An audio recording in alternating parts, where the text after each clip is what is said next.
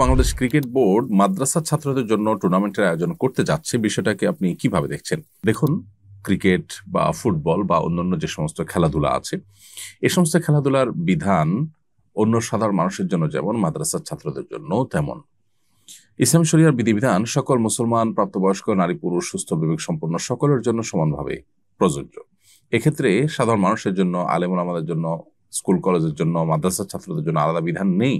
আমাদের সমাজের মানুষ অবশ্য মাদ্রাসার ছাত্র বা আলেম ওলামাদের কাছ থেকে এক ধরনের এক্সপেক্ট করেন, আবার সাধারণ মানুষের কাছ থেকে আরেক ধরনের এক্সপেক্ট করেন।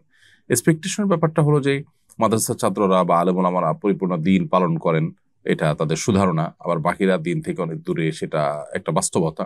সেই প্রেক্ষিতে হয়তো এক্সপেকটেশনটা হয়ে থাকে। কিন্তু শরিয়ার বিধান যখন আমরা জানবো, সেক্ষেত্রে আমাদের জন্য এটি মৌলিক বিষয় জানতে হবে, জানা জরুরি। সেটা হলো মাদ্রাসার ছাত্র বা অন্যদের জন্য আলাদা কোনো বিধান নেই। অতএব ক্রিকেট খেলার বিষয়টা অন্য সাধারণ মানুষের জন্য যেরকম শারীরিক কসরতের জন্য যদি হয়, সেখানে যদি কোনো প্রকার আসক্তির পর্যায়ে পৌঁছার মতো না হয়, সেখানে যদি হারাম হওয়ার মতো অন্য কোনো উপাদান যুক্ত না হয়, তাহলে সেক্ষেত্রে সেটা অন্য 10টা শারীরিক কসরতের মতো সেটা একটা শারীরিক কসরত হিসাবে হালাল এবং জায়েজ।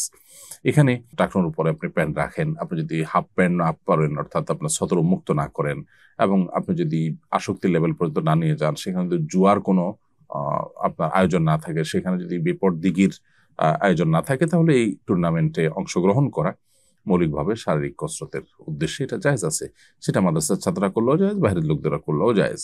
কিন্তু এর বাইরে যে প্রচলিত ক্রিকেট বোর্ড বা আন্তর্জাতিক বা দেশীয় যে সমস্ত আপনার খেলাধুলাগুলো হয়ে থাকে, যে সমস্ত টুর্নামেন্ট আয়োজন হয়ে থাকে, সেগুলোতে আমরা জানি যে সেখানে আর্থিক লেনদেনের বিষয়টা থাকে, খেলোয়াড়কে টাকা পয়সা দেওয়া হয় এবং খেলোয়াড় এটাকে পেশা হিসেবে নেন। এমনি কেউ ভালো পারফর্ম করেছে, তাকে আপনি খুশি হয়ে কিছু দিয়েছেন, সেটা তো নাজায়েজ না। কিন্তু এটাকে জীবনের পেশা হিসেবে গ্রহণ করা শরীয়র দৃষ্টিকোণ থেকে আসলে এটা কোনো শরিয়া যে সমস্ত পেশাকে অ্যালাউ করে বা যে সমস্ত পেশাকে রেকমেন্ড করে, এটা তার মধ্যে পড়ে না। এর বাইরে যদি অন্য কোনো হারাম উপাদানের সাথে যুক্ত হওয়া ছাড়া এমনি টুর্নামেন্ট আয়োজন হলো, সেখানে ভালো যারা করলো তাদেরকে থার্ড পার্টি কেউ পুরস্কার দিল, তারা নিজেরা খেলোয়াড়রা নিজেদেরকে কেউ কারো কিছু দিল না, তো এটা মৌলিকভাবে জায়েজ কাজ, সেটা মাদ্রাসার ছাত্ররাও করতে পারে এবং সেখানে হারামের কোনো উপাদান যেন না থাকে সে বিষয়টা লক্ষ্য করে তারা করলেই হলো।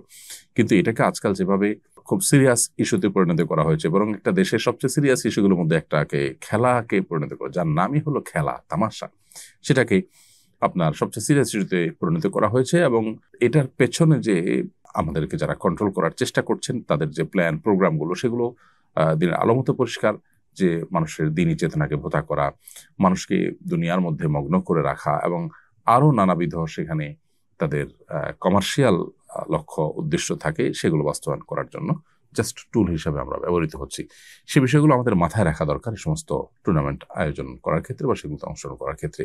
মৌলিকভাবে টুর্নামেন্ট আয়োজন করা কিংবা খেলাধুলা অংশগ্রহণ করা হারামে কোনো কিছুতে লিপ্ত হওয়া ছাড়া এটি নাজায়েজ কোনো বিষয় নয়। অতএব একটি মুসলিম প্রধান দেশে এ ধরনের যত আয়োজন হবে, সেটা মাদ্রাসার ছাত্রদের জন্য হোক, অন্যদের জন্য হোক, সেখানে যেন শরিয়া বিরোধী কিছু না থাকে, সেটা দেখাটাই হলো কর্তৃপক্ষের দায়িত্ব এবং কর্তব্যের অংশ। খোলাসা কথা হলো যে মাদ্রাসা ছাত্ররা এটাতে অংশগ্রহণ করলে, সেটা হারাম কোনো উপাদান না থাকলে, কসরত, শারীরিক কসরতের উদ্দেশ্য হলে সেটা অবশ্যই জায়েজ আছে, যেটা অন্যদের জন্য জায়েজ আছে। আর যেটা অন্যদের জন্য হারাম, সেটা মাদ্রাসা ছাত্রদের জন্য হারাম হবে। আমাদের কোম্পানি মাসিক বেতন থেকে সিকিউরিটি মানি হিসেবে একটা অংশ কেটে নেয় এবং ব্যাংকে জমা করে রাখে, যা পরবর্তী বছর ব্যাংকের ইন্টারেস্ট সহ মূল টাকা ফেরত দেয়। এই ইন্টারেস্ট কি গ্রহণ করা যাবে? খুবই প্রয়োজনীয় একটি প্রশ্ন। আপনাদের কোম্পানি যেই টাকাটা আপনার বেতন থেকে কেটে রাখে, অর্থাৎ আপনাকে দেয় না, দেওয়ার আগেই কেটে রাখে এবং কম করে দেয়, দেওয়ার সময় আপনাকে অতিরিক্ত টাকা দিচ্ছে, যেটা আপনি বলছেন যে তারা ব্যাংকে রেখে সেখান থেকে ইন্টারেস্ট পেয়ে সেটা সহ পরবর্তীতে আপনাদেরকে ফেরত দেয়।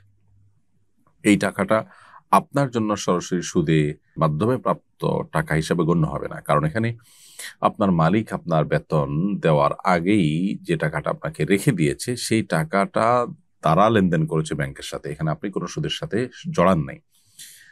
তবে দেওয়ার সময় যেহেতু তারা সুদের টাকাটা সহ দিচ্ছে, অর্থাৎ সুদের মাধ্যমে প্রাপ্ত লভ্যাংশ সহ দিচ্ছে, এটা আপনি গ্রহণ না করে সাদাকা করে দেওয়াটা আপনার জন্য তাকওয়ার অধিকতর নিকটবর্তী হবে। বাট আপনি যেহেতু এখানে তাদের কাছে কোনো টাকা জমা করে অতিরিক্ত টাকা নেননি, বরং তারা দেওয়ার সময় কম দিয়েছে, এবং সেটা যখন তারা আপনাকে ফেরত দিয়েছে বাড়িয়ে দিয়েছে, তো তো এটা মৌলিকভাবে আপনার জন্য জায়েজ, বাট যেহেতু আপনি জানেন যে সেটি ব্যাংকে রেখে সেখান থেকে সুদ হিসাবে যে টাকাটা পেয়েছে ওইটাই আপনাকে দিচ্ছে, সেজন্য এটা ফেরত দেওয়া, এটা আপনি গরিব দুঃখীদেরকে দান করে দেওয়া, নিজে ভোগ না করাটাই হলো আপনার জন্য সবচেয়ে উত্তম এবং তাকওয়ার নিকটবর্তী। আমি একজন ভ্যান চালক, এবার হিন্দুদের পুজো উৎসবে ভাড়ার বিনিময়ে পুজোর মূর্তি বহন করেছিলাম। আমাদের মহল্লার তাবলিগের মুরব্বী বলেছেন এর মাধ্যমে যত টাকা উপার্জন করেছি তা হারাম হয়েছে, সঠিক মাসআলাটি জানতে চাই, আর এখন আমার করণীয় কি? খুবই চমৎকার আরেকটি প্রশ্ন। হিন্দুদের পূজা উপলক্ষে একজন মুসলিম তাদের পুজো বা শিরকের কাজে প্রত্যক্ষ সহযোগিতার কোনো ভূমিকা অবতীর্ণ হতে পারেন না। অতএব আপনি একজন রিক্সা চালক হিসাবে বা ভ্যান চালক হিসাবে আপনার ভ্যান বা রিক্সায় যদি মূর্তি বহন করে সেটাকে পুজোর অংশ হিসাবে কোথাও নিয়ে যাওয়া হয়, তাহলে সেক্ষেত্রে আপনি এখানে এক ধরনের তাদের সহযোগীর ভূমিকা অবতীর্ণ হয়েছেন।